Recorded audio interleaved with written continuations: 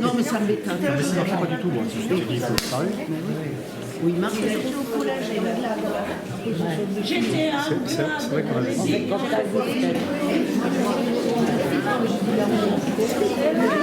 Et bonjour.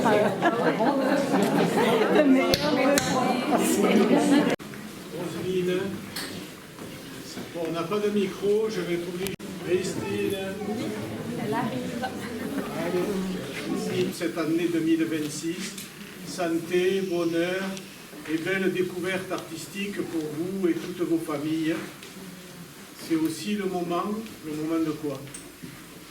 Le moment de renouveler votre carte d'adhésion.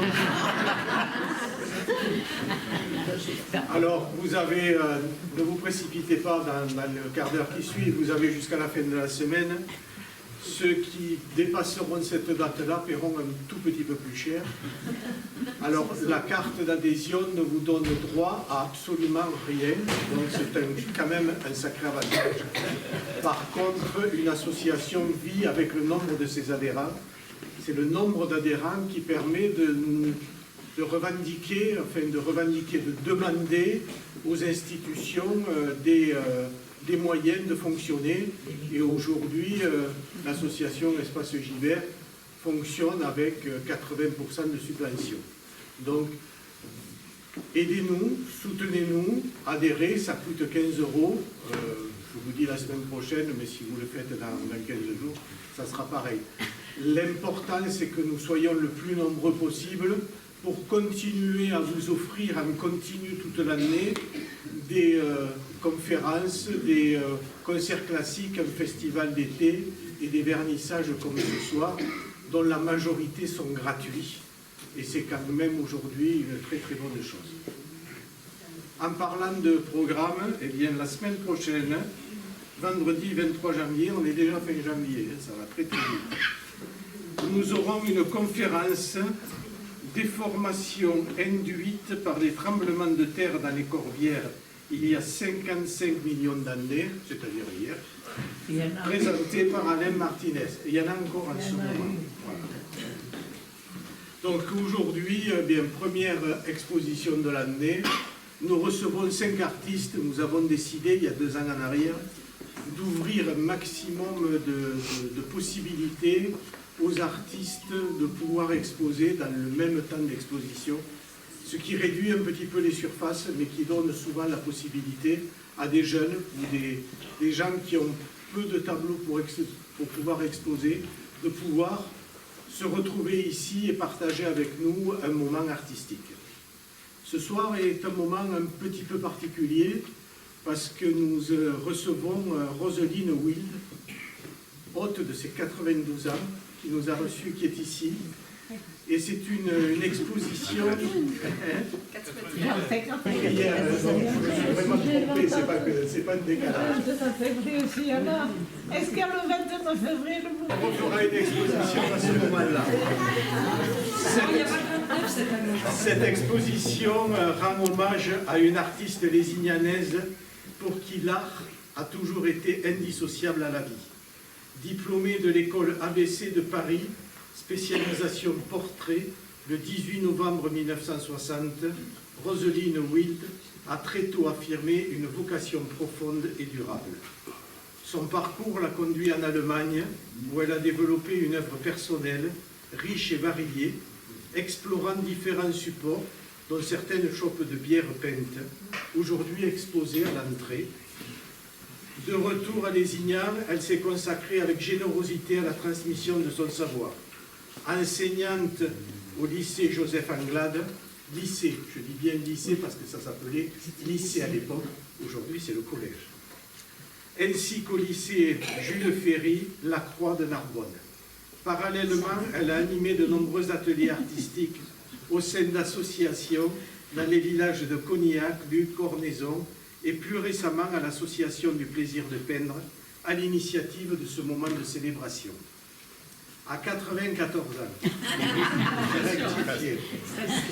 il nous a semblé essentiel d'honorer Roseline à travers cette rétrospective qui couvre une large part des réalisations de sa vie artistique. Bien que cette exposition ne représente qu'un échantillon de son œuvre, elle reflète pleinement son identité artistique. Ancrée dans une figuration classique, paysage et portrait à l'huile, dont le plus récent a été achevé le mois dernier. Il est là.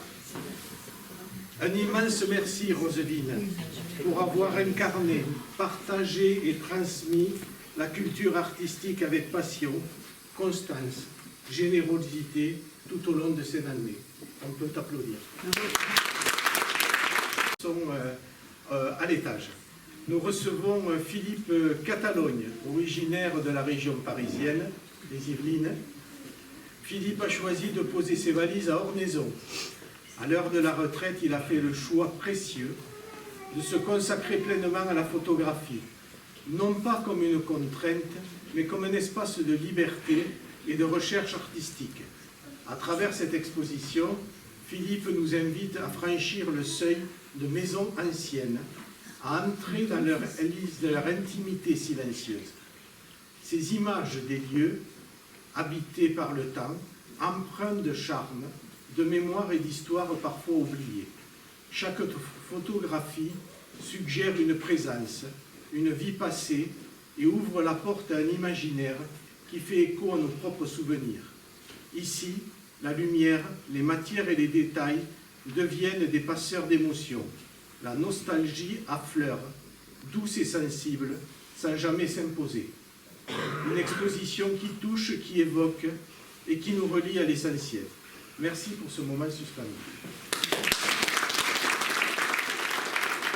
Très très heureux d'être ici et je remercie l'association Espace Gibert de l'offre culturelle, mais de donner la possibilité aux amateurs, dont je fais partie, pour faire ce genre, je dirais, d'exercice. C'est une volonté. C'est vraiment enrichissant. Ça donne envie de faire d'autres projets d'ailleurs. Hein. Je ne sais pas s'il y a des places pour l'année prochaine, mais on fait tourner, mais, voilà, mais c'est le but. Voilà. Donc en fait, je dirais que mon problème initial, c'est de dire comment je vais gérer ma retraite. C'est-à-dire qu'on peut effectivement dire c'est merveilleux, mais avec le caractère que j'ai, c'était de dire il faut que tu prépares quelque chose. Voilà. Ça a été le point de départ. Après, donc, j'ai fait naturellement une école de photo en région parisienne qui m'a donné grosso modo tous les outils, que ce soit en numérique et en argentique. Et depuis, je ne regrette pas mon choix. Voilà. Merci de votre attention. Est-ce que tu es bien Ornaison? Alors, j'aurais dû commencer par là. C'est important pour nous. C'est de dire que j'ai investi dans une maison ancienne. Oui, 1861. Quand on a changé les huisseries, il y avait la pièce du menuisier qui datait la maison. Alors, je fais abstraction des remontées d'humidité dans les murs. Oui. Bon, il n'y a pas beaucoup d'eau. Du salpêtre. Des petits insectes qui vont grignoter le bois. Donc, ça, on oublie, parce qu'on peut faire face facilement. C'est le fait d'être dans une maison qui a du charme. Elle n'est pas pareille à une autre. Il y a l'imaginaire. Et puisqu'il y a des ormaisonnés qui sont parmi nous, c'est une maison qui a une histoire, parce que c'est l'ancienne maison du maire des années 30. Alphonse Mallet. Donc je me sens très très bien dans cette maison. Et j'ai eu la chance effectivement de visiter une maison ancienne dont je tairai effectivement, je dirais, le lieu. Et là, j'ai retrouvé une très très bonne sensation d'une maison qui commençait à revivre avec des pièces qui étaient en cours de rénovation. Mais ce qui m'a attiré le plus, c'était des pièces qui étaient dans son jus. Voilà, des choses qu'on voit, qu'on dit « waouh, comment c'est possible ?» Et je suis sûr que d'ici quelques années, ces pièces seront remises à niveau. Mais finalement, ces pièces, elles donnent quelque chose au niveau sensible et dichrotomique. J'arrive plus à lire. Son travail se déploie autour de deux démarches complémentaires. D'une part, des œuvres figuratives au pastel sec travaillées au doigt, où la matière devient vectrice d'émotion et de liberté créative. D'autre part, un travail de pure création, issu des cheveux retravaillés par numérisation et imprimés sur papier. Donc nous avons plusieurs étapes. Elle m'a expliqué que les cheveux flottaient dans la baignoire. Quand elle a enlevé le bouchon, ils se sont collés contre la paroi. Elle les a récupérés avec une feuille. Puis après, elle les a pris en photo. Puis après, elle les a numérisés. Donc elle les a laissés sécher à faire, vous expliquera. En fait, toute une histoire pour arriver à une œuvre d'art. Et l'idée, c'est de dire, c'est ce que j'ai retenu, c'est avec rien on peut faire une œuvre d'art. À travers ces contrastes, l'artiste explore les frontières entre imaginaire et réalité, entre le plein et le vide, entre la figuration et une forme de poésie calligraphique proche de la talent prometteur qui, sans nul doute, saura s'épanouir et s'affirmer dans le temps. Merci pour cette exposition et pour le regard que tu nous donnes.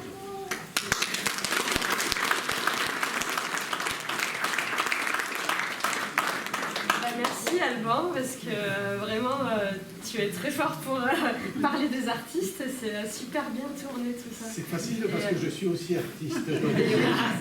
Le regard, le regard et l'écoute, je l'ai en permanence. Et donc, donc pour revenir sur la petite histoire du dessin aux cheveux, bon effectivement tout a commencé dans la baignoire, c'était il n'y a pas si longtemps que ça, c'était à peu près dans les années 2021 que voilà, je me suis dit bah tiens c'est bizarre ces motifs là, ça m'intéresse. J'ai trouvé que le cheveu dans l'eau comme ça il prenait des formes, je voyais des personnages. Bon, moi je vois plein de choses partout en fait, j'ai beaucoup d'imagination, si j'ai un crépi je vais voir des personnages aussi. Donc c'est parti de là, c'est parti comme un jeu en fait. Alors j'ai pas pris en photo le dessin, mais je suis vite allée chercher un jour, je me suis dit ah ce motif là il faut absolument que je le fixe. Donc je suis allée chercher ce que j'avais sous la main, une feuille, de la colle, et puis j'ai fait un système de transfert dans le collage. Et donc c'est parti de là.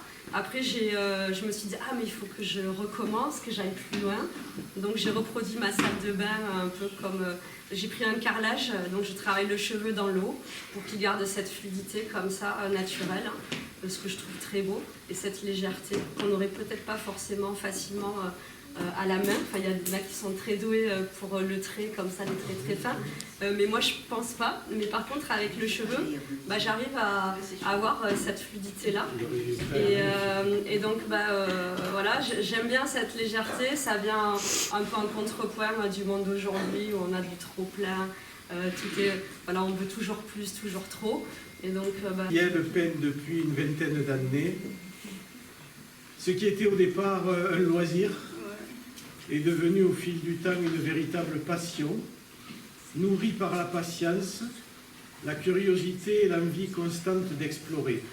D'Aziané à l'espace Gibert, à Cognac aujourd'hui, son parcours est fait de rencontres, de lieux et d'expériences qui ont façonné son regard. Elle s'est essayée à de nombreuses techniques, le pastel, l'huile, le figuratif, le portrait, la nature morte, et voilà. À savoir que pour maîtriser une technique, il faut quand même 2 ou 3 ans. Hein. Ça donne une idée des choses. Chacune de ces étapes a laissé une trace, comme une couche invisible, sous la peinture actuelle. Et puis est arrivé le couteau. Un outil exigeant, direct, presque instinctif, qui lui a permis de libérer le geste et faire évoluer son langage pictural. Les paysages qu'elle nous présente aujourd'hui sont vivants, sensibles, traversés par la couleur et la matière. On y devine des horizons, des lignes d'eau, des ciels en mouvement, sans jamais être enfermé par une technique unique. Cette peinture contemporaine, dans son expression, fait écho au monde impressionniste, non pas pour la description, mais pour suggérer, pour capter une atmosphère, une sensation, un instant. Ce dépouillement volontaire laisse une grande place à l'imaginaire.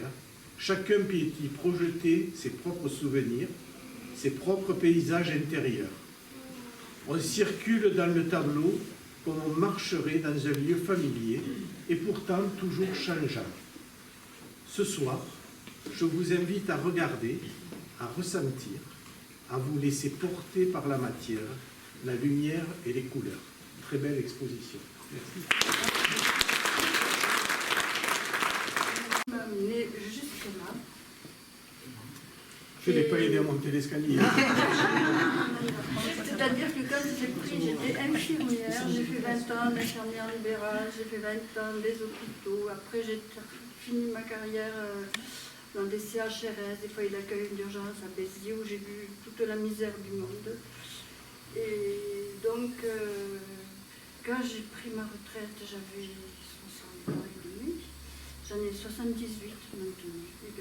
Voilà. Et je me suis dit, qu'est-ce que tu vas faire? On est arrivé avec mon mari dans un petit village, Beaufort, à côté de Lausac. Et je me suis dit, qu'est-ce que tu vas faire? Parce que j'avais une vie tellement prenante, vraiment, je me suis dit. Et je pensais que j'aimais beaucoup peindre, j'aimais beaucoup dessiner, donc j'ai commencé à visionner. Et après avoir fait beaucoup de portraits, de nature morte, etc., j'avais envie de changer. Parce que pour moi, faire un portrait, c'était devenu très simple. Et j'ai entendu parler de l'espace Gibert et de cours d'abstrait, et j'y suis allée. Au début, j'ai beaucoup c'était très difficile au début parce qu'il fallait lâcher prise, qu'il n'y avait pas de modèle, qu'il n'y avait rien. J'avais que les couleurs, un pinceau, et après j'ai découvert le couteau. Et là, c'est une révélation. Donc, je veux dire, je suis assez rapide quand je fais un tableau. Je crois. C'est pas vrai. Donc, je choisis mes couleurs. J'aime beaucoup le bleu, j'aime beaucoup toutes les couleurs, mais tous les clairs, plutôt. Et il y a beaucoup d'eau, et je ne sais pas pourquoi. Je sais que je suis sur une toile, la toile est blanche, comme une page blanche, et à moi de faire quelque chose. Et donc, c'est vrai que quand je suis en cours, je ne parle pas beaucoup, je suis très concentrée sur mon travail, et je suis pas un travail sur le tableau, et voilà, il sort toujours quelque chose. Voilà, et je reprends, mais je n'efface pas, je repasse. C'est ce qu'on m'a appris, Alban. Il faut garder la couleur, il faut rien La effacer. peinture est un recouvrement. Voilà. J'aurais réussi à le dire là. Voilà, donc vous avez une idée de ce que je fais maintenant. J'en fais beaucoup, j'ai beaucoup de tableaux, il a fallu que je fasse le choix. Et hier, Alban m'a aidé à choisir des tableaux qui sont dans cette exposition. J'ai fait quelques expositions. C'était pas difficile. Quand même. Et voilà, mon travail, vous le voyez. Et puis, je suis toujours inspiré par une phrase, quelque chose. Par exemple, la contrebasse que vous voyez à l'entrée, là, c'est une phrase d'une chanson de Laviguier. La musique est un cri qui vient de l'intérieur. Donc j'ai essayé de trouver un instrument qui pouvait avoir d'autres instruments de musique à l'intérieur, comme c'est une contrebasse. Et puis après, il y a d'autres. Il y a le piano qui est la grande évasion, c'est les touches qui cherchent à s'évader du piano. Tout a une histoire. Voilà. Tout est une narration. Voilà. Merci. Régulièrement qui viennent nous soutenir. En ce moment, compte tenu du calendrier, ils sont pris un petit peu ailleurs. Nous avons aussi l'habitude d'avoir un vigneron et aujourd'hui, nous n'en avons pas. Par contre,